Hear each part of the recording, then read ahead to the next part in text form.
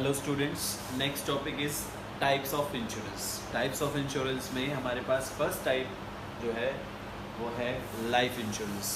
Life insurance क्या होता है बेटा? Life insurance is a insurance of life against some uncertainties like death. ठीक है, कुछ अनसर्टेनिटीज़ होती हैं, कुछ क्या मेनली तो डेथ ही एक अनसर्टेनिटी है लाइफ की। उस अनसर्टेनिटी के अगेंस्ट अपने आप को प्रोटेक्ट कराना, इंश्योर्ड कराना is a life insurance. In life insurance there are two parties, that is insured और insurer. Insurer that is insurance company promises to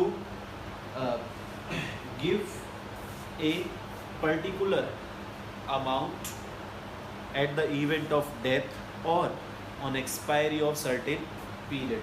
ठीक है, या ऑन मैच्योरिटी जिसे हम कहते हैं, in return of a premium which is paid by the second party that is insured, and that insurance premium could be paid in installment, that is monthly, half yearly, quarterly or yearly as well.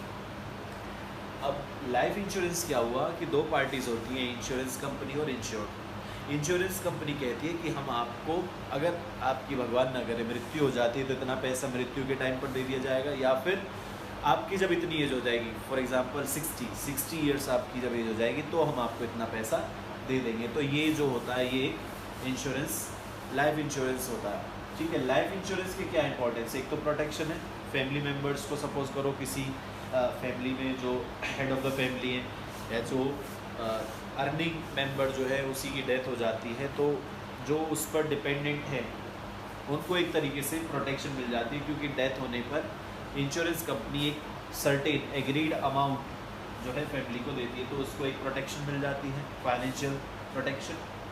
इसके साथ साथ old age security भी है। For example किसी person ने life insurance कराया और उसकी एज 60 हो गई, 60 होने पर उसकी जो अर्निंग कैपेसिटी है वो उतनी नहीं रहती, क्योंकि जब वो लोग ओल्ड हो जाते हैं, बूढ़े हो जाते हैं, तो उनका इतना स्टेमिना और स्ट्रेंथ नहीं होता है, तो उनकी अर्निंग कैपेसिटी कम होती है, तो उस टाइम पर उनको इंश्योरेंस कंपनी जो है पैसा दे देती है, because it is agreed under the contract of life insurance that on attaining the age of 60 और at the event of death the company will pay an agreed amount as per the terms and condition of the contract. इसके साथ साथ एक investment भी है। Investment कैसे? Investment ऐसे कि हम धीरे धीरे जो है पैसा जमा करते रहते हैं। ठीक है, और वो पैसा हमारा जो है जब हमारी मैच्योर्ड हो जाती है पॉलिसी तो हमें वापस मिल जाता है, तो एक तरीके से ये इन्वेस्टमेंट भी है। सिर्फ यही एक ऐसा इंश्योरेंस है जो इन्वेस्टमेंट है। तो ठीक है, इन्वेस्टमेंट भी है और प्रोटेक्शन भी है। सिर्फ प्रोटेक्शन नहीं, इन्वेस्टमेंट ही, क्योंकि पैसा वापस मिल जाता है और किसी में पैसा वापस नहीं मिलता है। जो हम प्रीमियम पे करते हैं उसका पैसा वापस नहीं मिलता है, सिर्फ लाइफ इंश्योरेंस के केस में मिलता है। इसके कुछ एलिमेंट्स हैं, एलिमेंट्स ऑफ लाइफ इंश्योरेंस। ठीक है, एलिमेंट्स ऑफ लाइफ इंश्योरेंस क्या होंगे बताओ बेटा?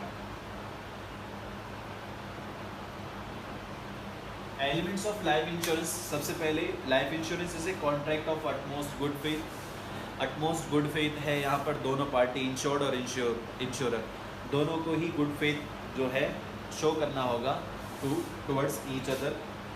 Both the party should share all the factual information with each other. ठीक है, नेक्स्ट इसमें insurable interest must be present at the time of taking policy. Policy लेने के टाइम पर इंश्योरेबल इंटरेस्ट एग्जिस्ट करना ज़रूरी है, not at the time of actual loss. Actual loss के टाइम पे चाहे इंश्योरेबल इंटरेस्ट हो ना हो, वो मैटर नहीं करता। मैटर क्या करता है कि जब हम इंश्योरेंस पॉलिसी ले रहे हैं, इंश्योरेंस कराते वक्त हमारा इंश्योरेबल इंटरेस्ट होना चाहिए। फॉर एग्जाम्पल आपके जो फादर हैं, फादर छोड़ो, कोई पर्सन है, वो अपनी वाइफ या अपने बच्चे, किसी का भी लाइफ इंश्योरेंस करा सकता है। ठीक है, अब वैसे ही फॉर एग्जांपल कि किसी हस्बैंड ने अपनी वाइफ का लाइफ इंश्योरेंस करा दिया। ठीक है, जब लाइफ इंश्योरेंस कराया था तो दोनों में बहुत ज़्यादा अंडरस्टैंडिंग थी, प्यार था। 1 साल बाद डाइवोर्स हो जाता है और उसके 1 साल बाद उसकी डेथ हो जाती है वाइफ की। ठीक है, वाइफ की डेथ हो जाती है, तो इंश्योरेबल इंटरेस्ट क्या है यहाँ पर कि जब हमने इंश्योरेंस कराया था तब तो अंडरस्टैंडिंग थी, खूब बन रही थी दोनों में, तो तब तो हमारा इंश्योरेबल इंटरेस्ट था, वही ज़रूरी है।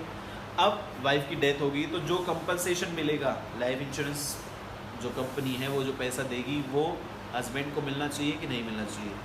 मिलना चाहिए, क्योंकि यहाँ पर इम्पोर्टेंट क्या है कि जब इंश्योरेंस करवाया था हस्बैंड ने तब तो उनके बीच में अंडरस्टैंडिंग थी, तो वहाँ पर इंश्योरेबल इंटरेस्ट था, वो अपनी वाइफ की केयर करता था, बाद में जो हुआ उससे फ़र्क नहीं पड़ता। तो हमेशा याद रखना, लाइफ इंश्योरेंस जो है उसमें इंश्योरेबल इंटरेस्ट कब प्रेजेंट होना चाहिए? Eight the time of taking policy, policy लेने के वक्त, यानी कि इंश्योरेंस कराने के वक्त होना ज़रूरी है। बाद में इंश्योरेबल इंटरेस्ट रहे या ना रहे, पैसा उसी को मिलेगा जिसने इंश्योरेंस कराया था।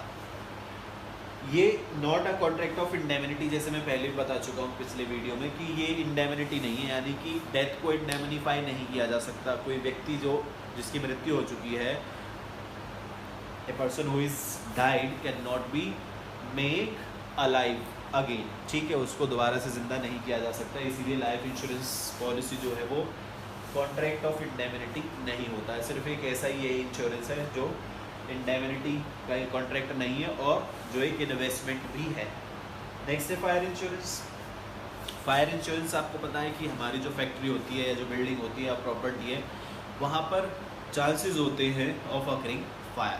तो जनरली जो बिजनेसमैन होते हैं they insured their property against such type of risk. Fire insurance में भी दो पार्टीज होंगी, इंश्योरर और इंश्योर्ड। इंश्योरर जो होता है वो एक प्रीमियम चार्ज करता है इंश्योर्ड से और उसके बदले प्रॉमिस करता है कि अगर आपकी फायर से कोई नुकसान होता है तो I will make compensation for that, ठीक है।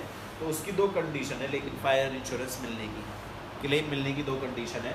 That there must be actual loss, वहाँ पर एक एक्चुअल लॉस होना चाहिए, यानी कि आग लगनी भी चाहिए, ठीक है, और उस आग की वजह से एक्चुअल लॉस होना भी चाहिए। ज़रूरी नहीं है, कई बार आग भी लग जाती है उससे लॉस नहीं होता, ठीक है, लॉस होना ज़रूरी है। दूसरा, फायर मस्ट बी नेचुरल, अपने आप लगनी चाहिए फायर, ठीक है, और नॉन इंटेंशनल होनी चाहिए। नॉन इंटेंशनल मतलब कई लोग ऐसा होते हैं कि बिल्डिंग में खुद ही आग लगा देते हैं और फिर कहते हैं कि जो हमारी बिल्डिंग में तो आग लगी, इंश्योरेंस क्लेम हमें चाहिए, ठीक है, तो ऐसा नहीं होना चाहिए।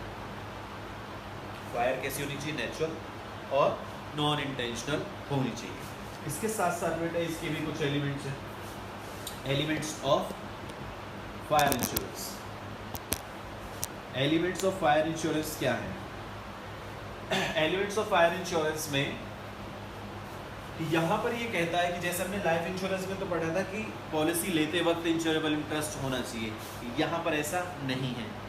Insurable interest must be present both at the time of taking policy and at the time of loss as well, यानी कि लॉस के टाइम पर भी और पॉलिसी लेने के टाइम पर भी, दोनों वक्त हमारा इंश्योरेबल इंटरेस्ट वहाँ पर प्रेजेंट होना चाहिए, ठीक है। इसमें फॉर एग्जांपल कोई फैक्ट्री लीज पर मैंने ली, उसका मैंने इंश्योरेंस करा लिया, ठीक है, लीज पर मैंने ली है तो इंश्योरेंस मेरी ही जिम्मेदारी है क्योंकि मेरा ही सामान पड़ा हुआ है वहाँ पर, ठीक है। अगर फैक्ट्री में आग लगेगी तो नुकसान तो मेरा होगा, मालिक तो मेरे से वैसी ही फैक्ट्री ले लेगा जैसी उसने मेरे को दी थी। अब सपोज़ करो मैंने वो रेंट पर जो फैक्ट्री ली थी, वो सपोज़ करो मैंने रेंट छोड़ दिया, मतलब अब मैं कहीं और शिफ्ट कर रहा हूँ, ठीक है, और उस फैक्ट्री में आग लग जाए तो क्लेम मुझे मिलेगा नहीं, क्योंकि अब तो मेरा उससे कोई लेना देना ही नहीं रहा फैक्ट्री से, तो मेरा इंश्योरेबल इंटरेस्ट वहाँ पर है ही नहीं। तो यहाँ पर इंश्योरेबल इंटरेस्ट दोनों टाइम प्रेजेंट होना चाहिए, eight the time of taking policy and at the time of loss, जैसे लाइफ इंश्योरेंस में नहीं था। लाइफ इंश्योरेंस में सिर्फ कब प्रेजेंट होना चाहिए? Eight the time of taking policy. Fire insurance में दोनों टाइम प्रेजेंट होना चाहिए।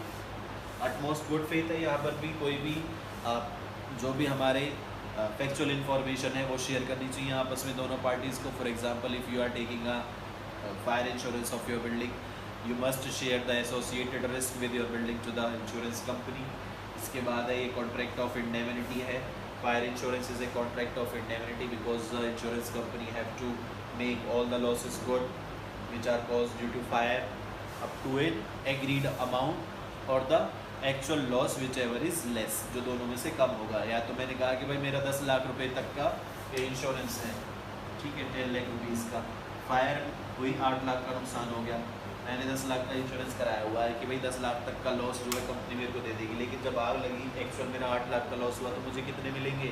दोनों में से जो कम होगा, which ever is less, 8 lakh रुपए मुझे मिल जाएगा। एक इसमें प्रॉक्सिमेट कॉस्ट इज कंसिडर्ड कि if a loss occurs or caused due to fire, then in such a case proximate cost must be considered.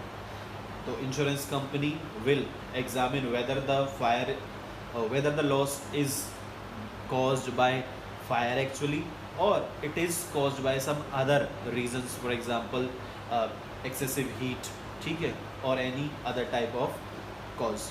तो वहाँ पर proximate cause यानी कि जो main cause है, direct cause है, that will be considered, ठीक है।